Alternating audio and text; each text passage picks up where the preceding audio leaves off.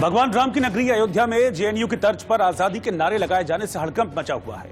अब छात्रों पर राजद्रोह का मुकदमा दर्ज कर लिया गया है। छात्र संघ चुनाव की मांग को लेकर पिछले दिनों यूनिवर्सिटी में धरना दिया गया।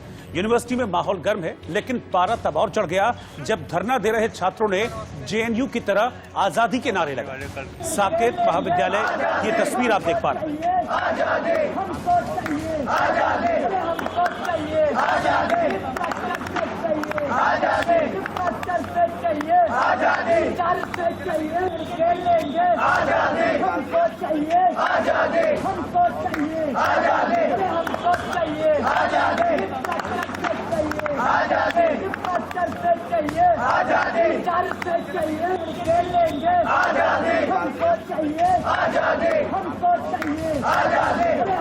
आपको बता दें कि साकेत महाविद्यालय की ये तस्वीर है। जो नारेबाजी आप देख रहे हैं ये साकेत महाविद्यालय की है, जिसमें छात्रों का कहना है कि छात्र संघ चुनाव कराया जाए और इसी मांग को लेकर ये छात्र इस कॉलेज की छत पर जा चढ़े और यहां से भी अपने प्रदर्शन को जाहिर किया है इस तरह से। इसके अलावा जो नारेबाजी इन छात्रों की तरफ से की गई है, उसके बाद इन छात्रों पर केस दर्ज कर लिया गया है।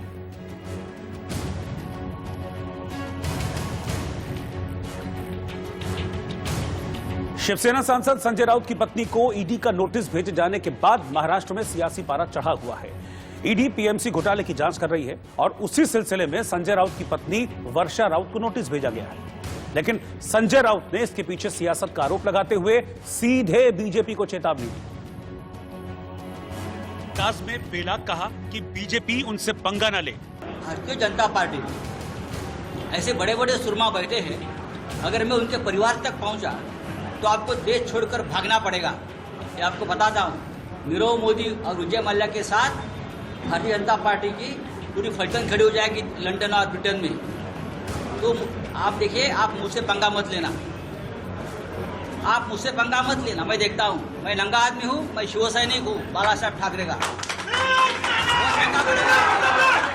असल में ईडी पीएमसी घोटाले की जांच कर रही है। जांच के दौरान प्रवीण राउत को मनी लॉन्ड्रिंग के आरोप में गिरफ्तार किया गया है। आरोप है कि प्रवीण राउत की पत्नी के अकाउंट से संजय राउत की पत्नी वर्षा राउत के अकाउंट में 55 लाख रुपए ट्रांसफर किए गए।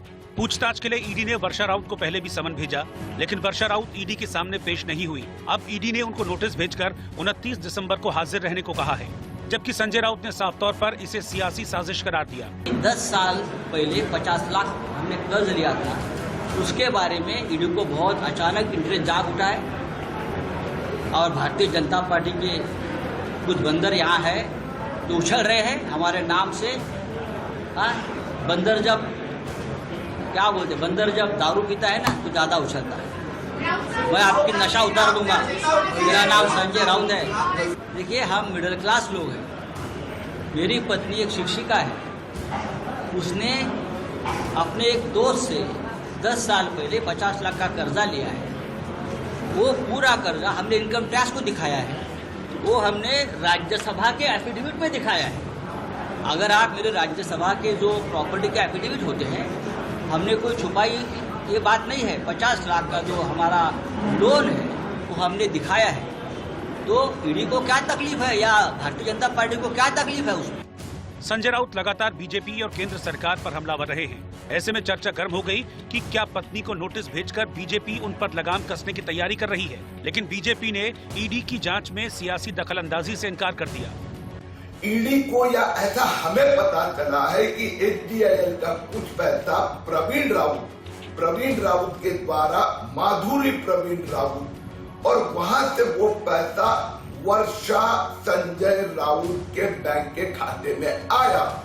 और इस संबंध में अगर ईडी पहली नोटिस, दूसरी नोटिस, तीसरी नोटिस भेजती है, जानकारी चाहती है, तो संजय राउत साहब इतना हंगामा करने की आवश्यकता क्या है? हालांकि संजय राउत की वजह से मामले ने तूल पकड़ लिया। शिवसेना ने ईडी दफ्तर पर पोस्टर लगाकर उसे बीजेपी का प्रदेश कार्यालय बता दिया। वहीं शिवसेना की सहयोगी पार्टी एनसीपी और कांग्रेस ने भी इस मामले में संजय राउत का पूरा साथ दिया। राजकारण जो भी कोई भारतीय जनता पार्टी के धोरण के खिलाफ में या उनके नेता के खिलाफ में बोलेगा, उसके पीछे ईडी की चौकसी लगाना, उसके पीछे सीबीआई की चौकसी लगाना। अभी सीबीआई के बारे में तो हमने निर्णय लिया है कि हमारे परमिशन के बिगर महाराष्ट्र में किसी की भी सीबीआई नहीं हो सकती। लेकिन ईडी का जो अधिकार है उन्हीं का अधिकार है, और उसका इस प्रकार से राजकारण के लिए उपयोग करना ये महाराष्ट्र में कभी देखा नहीं गया। शिवसेना नेता प्रताप सरनाईक और उनके परिवार से भी ईडी मनी लॉन्ड्रिंग के मामले में पूछताछ कर रही है। बीजेपी छोड़कर एनसीपी में आए एकनाथ खड़से को भी जमीन सौदे में पूछताछ के लिए नोटिस दिया गया है। संजय राउत की पत्नी वर्षा राउत को ईडी के समन मामले की इनसाइड स्टोरी क्या है, क्यों ये समन भेजा गया है, किस वजह से ये समन भेजा गया है, सारी जानकारी देखिए हमारे संवाददाता अभिषेक शर्मा की एक ग्राउंड रिपोर्ट। संजय राउत की पत्नी को ईडी के नोटिस मिलने के बाद से शिवसेना आग बबूला हो चुकी है। शिवसेना ने साफ साफ शब्दों में कह दिया है कि वह इसका जवाब सही तरीके से देगी, और यही कारण है कि संजय राउत ने पूरे तरीके से प्रेस कॉन्फ्रेंस लिया और प्रेस कॉन्फ्रेंस में उन्होंने बीजेपी पर हमलावर रहे और बीजेपी की तमाम चीजों का उन्होंने भंडाफोड़ करने की कोशिश की और साफ साफ बताने का प्रयास किया कि जो कुछ भी हो रहा है वह सिर्फ और सिर्फ बीजेपी कहने पर हो रहा है, राजनीतिक द्वेष से ये सब चीजें हो रही हैं, इसमें कहीं भी कोई भी गड़बड़ी इनकी तरफ से नहीं है। उन्होंने साफ साफ तौर पर कहा कि 12 साल पहले का मामला जो उनकी पत्नी ने किसी दोस्त से लोन लिया था, वो एक शिक्षिका है, 50 लाख का लोन लिया था, उस लोन के बारे में इस तरीके से अनाप शनाप नोटिस देना, गलत तरीके से उन्हें बदनाम करना, यह सरासर गलत है। और यही वजह है कि उन्होंने प्रेस कॉन्फ्रेंस के दौरान पूरी तरीके से बीजेपी पर हमलावर रहे और उन्होंने इतना ही नहीं बल्कि साफ शब्दों में कहा कि उनके पास एक दो नहीं 121 लोगों के नाम है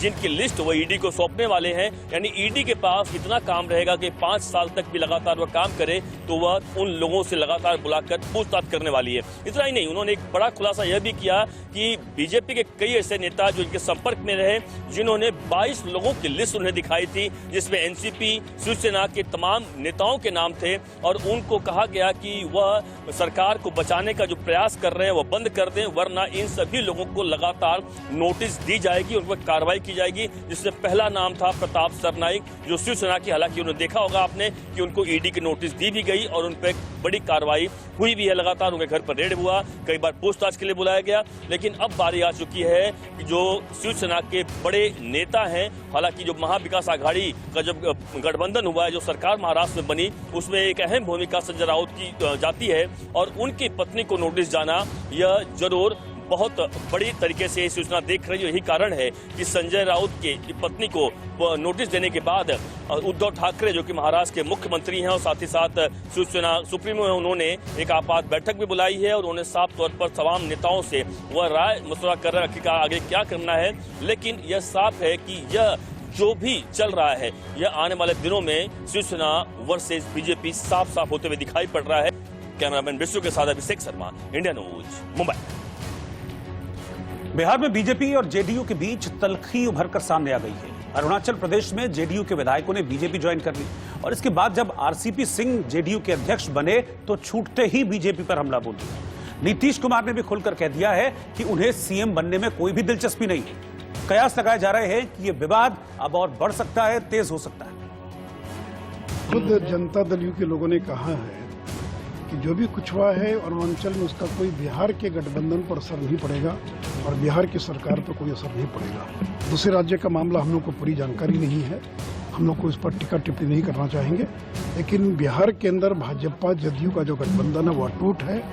अब पूरे 5 साल नीतीश जी के नेतृत्व में सरकार काम करेगी। कश्मीर घाटी में करीब 250 आतंकवादी घुसपैठ की फिराक में हैं। कश्मीर में तैनात सेना की चिनार कॉर्प्स को लीड कर रहे लेफ्टिनेंट जनरल बीएस राजू ने घुसपैठ पर बड़ा दावा किया है। उन्होंने कहा कि करीब 250 आतंकवादी घाटी में घुसपैठ की फिराक में हैं।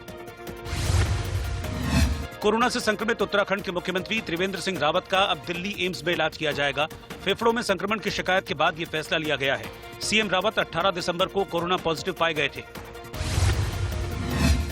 हरियाणा में फतेहाबाद के हरवा गांव में किसान रिलायंस जियो के मोबाइल टावर पर चढ़ गया। यहां किसान ने किसान यूनियन का झंडा लहरा दिया और कृषि कानून का विरोध किया। दिल्ली में पीएम मोदी ने हरी झंडी दिखाकर देश की पहली ड्राइवरलेस मेट्रो का शुभारंभ किया। ये मेट्रो मैजेंटा लाइन पर जनकपुरी वेस्ट और बोटेनिकल गार्डन कॉरिडोर पर चलेगी। इसके साथ ही पीएम ने नेशनल मोबिलिटी कार्ड को भी लॉन्च किया। चीन में कोरोना वायरस का केंद्र रहे वुहान में कोविड-19 को लेकर खुलासा करने वाली सिटीजन जर्नलिस्ट झोंग जान नई मुसीबत में हैं। उन्हें झगड़ा करने और समस्याओं को उकसाने का दोषी करार देते हुए कोर्ट ने 4 साल जेल की सजा सुनाई है। कारोबारी सप्ताह के पहले दिन सोमवार को शेयर बाजार अच्छी बढ़त के साथ बंद हुआ। सेंसेक्स 380 अंकों की छलांग लगाते हुए 47,000 का आंकड़ा पार कर गया और 47,353 पर बंद हुआ। वहीं निफ्टी 123 अंक ऊपर 13,873 पर बंद हुआ। कांग्रेस ने आज अपना 136वां स्थापना दिवस मनाया, लेकिन पार्टी अध्यक्ष की गैर मौजूदगी में पार्टी मुख्यालय पर झंडा वरिष्ठ नेता ए.के. एंटनी ने फहराया। कांग्रेस की अंतरिम अध्यक्ष सोनिया गांधी मुख्यालय में आयोजित समारोह में नजर नहीं आई और पूर्व अध्यक्ष राहुल गांधी एक निजी यात्रा पर एक दिन पहले ही विदेश रवाना हो चुके हैं। ऐसे में वरिष्ठ नेता ए.के. एंटनी ने कांग्रेस का झंडा फहराया। एंटनी का जन्मदिन है, वो 81 साल के हो गए हैं। स्थापना दिवस पर पार्टी के सभी वरिष्ठ नेता इस कार्यक्रम में मौजूद रहे। नेहरू गांधी परिवार की तरफ से पार्टी महासचिव प्रियंका गांधी इस समारोह में शामिल हुई। सोनिया गांधी समारोह से दूर रहीं, लेकिन एक वीडियो संदेश जारी करके उन्होंने अपने कार्यकर्ताओं को शुभकामनाएं दी और केंद्र सरकार पर निशाना साधा।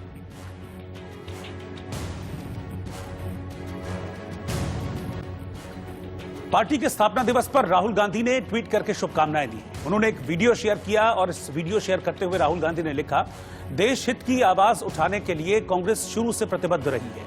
आज कांग्रेस के स्थापना दिवस पर हम सच्चाई और समानता के अपने इस संकल्प को दोहराते हैं। जय हिंद। 1885 में आरंभ हुई कांग्रेस की यात्रा को आज 135 साल पूरे हो गए हैं। महात्मा गांधी के मार्गदर्शन में पंडित जवाहरलाल नेहरू, सरदार पटेल, पंडित मदन मोहन मालवीय, लाला लाजपत राय, लोकमान्य तिलक, मौलाना आजाद, सुभाष चंद्र बोस, सी राजगोपालाचारी, राजेंद्र प्रसाद, खान अब्दुल गफार खान जैसे सरीखे कांग्रेस नेताओं ने न केवल भारतीय स्वाधीनता आंदोलन को सत्याग्रह, असहयोग, सविनय अवज्ञा और दांडी नमक यात्रा जैसे अहिंसक और देशव्यापी आंदोलनों से देश की आजादी का लक्ष्य हासिल किया, बल्कि अंग्रेज पहले राहुल गांधी के निजी विदेश यात्रा पर चले जाने से कांग्रेस को फजीहत भी झेलनी पड़ी है। कांग्रेस ने राहुल की यात्रा को निजी यात्रा बताया, लेकिन मध्य प्रदेश के मुख्यमंत्री शिवराज सिंह चौहान ने तंज कसते हुए ट्वीट किया। उन्होंने अपने ट्वीट में लिखा, कांग्रेस इधर अपना 136वां स्थापना दिवस मना रही है और राहुल जी 9-2-11 हो गए। और इस बात की अटकलें तेज हैं कि राहुल गांधी इटली गए हैं, लेकिन उनकी यात्रा ऐसे समय में हुई है जब स्थापना दिवस के मौके पर पार्टी ने देश भर में तिरंगा यात्रा निकाली और वहीं किसान आंदोलन भी तेज है। इसीलिए राहुल की यात्रा को लेकर कांग्रेस घिरती हुई नजर आई। 135वां स्थापना दिवस मना रही है, वहीं दूसरी ओर इस बात की चर्चा ज्यादा है कि राहुल गांधी देश से बाहर छुट्टी मना रहे हैं। पार्टी डिफेंड कर रही है, कह रही है कि राहुल अपनी नानी के पास गई हैं जिनकी तबीयत ठीक नहीं है। लेकिन बीजेपी को एक मौका मिला है और कांग्रेस के पास इसका कोई जवाब नहीं है कि देश में जब किसान आंदोलन कर रहे हैं और कांग्रेस का अपना स्थापना दिवस है, ऐसे में राहुल गांधी नाराज हो जाए। सवाल बड़ा यही कि राहुल अभी भी फुल फ्लेजेड टाइम पॉलिटिशियन नहीं बन पाए। कैमरामैन विष्णु के साथ रत्न राकेश टंडन, इंडिया न्यूज दिल्ली। वहीं केंद्रीय मंत्री गिरिराज सिंह ने राहुल गांधी पर तंज कसा कि भारत में राहुल की छुट्टियां खत्म हो गई हैं और अब वो इटली चले गए हैं। लेकिन दूसरी ओर कांग्रेस के नेता राहुल गांधी के बचाव में आ गए।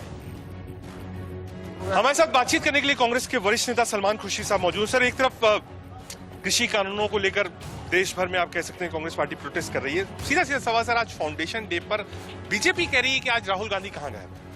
ये देखिए, बीजेपी को इतनी रुचि अगर हमारी पार्टी में है और हमारी लीडरशिप में है तो वो अपनी पार्टी छोड़ के यहाँ आ जाए। हमको कुछ अपनी पार्टी के और अपने भविष्य के बारे में सोचने का हमको अवसर दे दें। राहुल जी हमारे नेता हैं, वो कुछ निर्णय लेते हैं। कब कब किस कारण से कोई निर्णय लिया जाता है, हर बात मीडिया को, प्रेस को नहीं बताई जाती, उचित समय पर बता दी जाती है। और अगर उचित समय पर आप लोग पूछेंगे तो मुझे पूरा विश्वास है कि आपको जवाब दिया जाएगा। लेकिन अभी हमने देखा था कुछ दिन पहले एक फार्मर्स प्रोटेस्ट था, वो राष्ट्रपति से भी जाकर मिले थे, प्रियंका गांधी ने गिरफ्तारी भी दी थी। उस दिन पूरे राहुल गांधी एक्टिव थे, लेकिन लोग बार बार ये कहते थे कि भाई कंसिस्टेंसी जो होनी चाहिए, वो लगातार रेगुलर फुल फ्लेजेड पॉलिटिशियन रहे, वो रेगुलरिटी नहीं आ पाती। ये तो आप लोगों ने कल्पना कर ली है कि पॉलिटिशियन फुल टाइम क्या होता है। अब मैं जाता हूँ वकालत करने के लिए जाता हूँ, तब आप कहें आप वकालत क्यों करते हैं, आप फुल टाइम पॉलिटिशियन रहिए, आप वकालत क्यों करते हैं? भाई अगर एक व्यक्ति हमारी इंस्टीट्यूशनली कोई सही काम, अच्छा काम समाज के लिए करता है तो वो उस काम छोड़कर वो सिर्फ राजनीति करे, ऐसी सोच हमारे देश में क्यों बन गई है?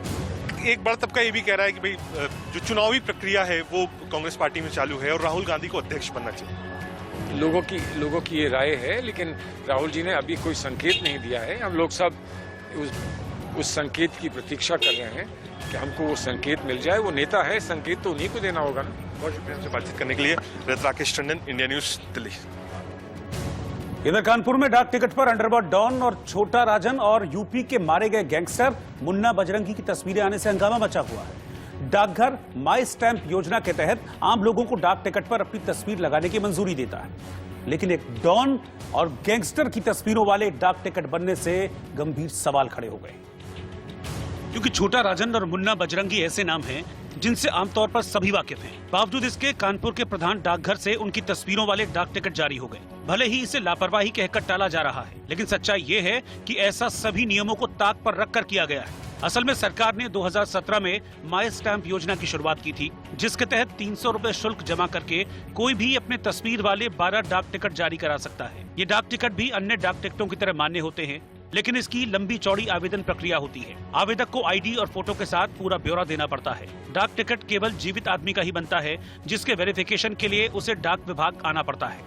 लेकिन खूबी ये है कि जेल में बंद छोटा राजन की तस्वीर वाला डाक टिकट बना दिया गया। हद तो ये है कि बागपत जेल में गैंग वॉर में मारे गए मुन्ना बजरंगी की तस्वीर भी डाक टिकट पर नुमाया हो गई। हमारे कर्मचारी द्वारा इस बात पे ध्यान नहीं दिया गया किसका डाक टिकट बना रहा है, तो इसलिए ये 2 डाक टिकट जारी हुए हैं, जैसा कि उन्होंने बताया। अभी हम इसकी जांच करा रहे हैं प्रॉपर तरीके से और ये देख रहे हैं कि कैसे हुआ और कोशिश कर रहे हैं कि इस घटना की पुनरावृत्ति दोबारा ना हो। जाहिर सी बात है कि कर्मचारियों ने तस्वीरों को वेरीफाई नहीं किया और न इस मामले की गंभीरता समझी। फिलहाल जांच करवाने की बात कही जा रही है। हरियाणा के पलवल में किसान नेता राकेश टिकैत के खिलाफ प्रदर्शन किया गया। हरियाणा के पलवल में ब्राह्मणों ने राकेश टिकैत के बयान का विरोध करते हुए उनके खिलाफ प्रदर्शन किया और पुतला फूंका। भाकियू के राष्ट्रीय प्रवक्ता राकेश टिकैत ने ब्राह्मणों पर आंदोलन में सहयोग नहीं करने और मंदिरों में चढ़ावे का हिसाब लिए जाने की बात कही थी। उत्तर प्रदेश के लखनऊ में कांग्रेस के स्थापना दिवस पर पुलिस ने प्रदेश कांग्रेस अध्यक्ष को गांधी प्रतिमा पर फूलमाला चढ़ाने से रोक दिया। इसके बाद कांग्रेस अध्यक्ष अजय सिंह लल्लू धरने पर बैठ गए। हरियाणा के झज्जर में कई संगठनों ने लव जिहाद के खिलाफ कानून बनाने की मांग करते हुए प्रदर्शन किया। लोगों ने रोहिंग्या मुसलमानों की पहचान करने की भी मांग उठाई। उत्तर प्रदेश के लखनऊ से एक कार के भीतर डैशबोर्ड पर रखे असलहों का वीडियो सोशल मीडिया पर वायरल हो गया। बताया जा रहा है कि ये वीडियो खनन कारोबारी जितेंद्र का है। मध्य प्रदेश के सागर में एक ज्वेलर की दुकान से 3 महिलाओं ने गहने उड़ा लिए। चोरी की घटना सीसीटीवी में कैद हो गई। उत्तर प्रदेश के कानपुर में डाक विभाग की बड़ी लापरवाही सामने आई है। यहां इंटरनेशनल क्रिमिनल छोटा राजन और बागपत जेल में मारे गए शार्प शूटर मुन्ना बजरंगी की फोटो वाले डाक टिकट जारी कर दिए गए।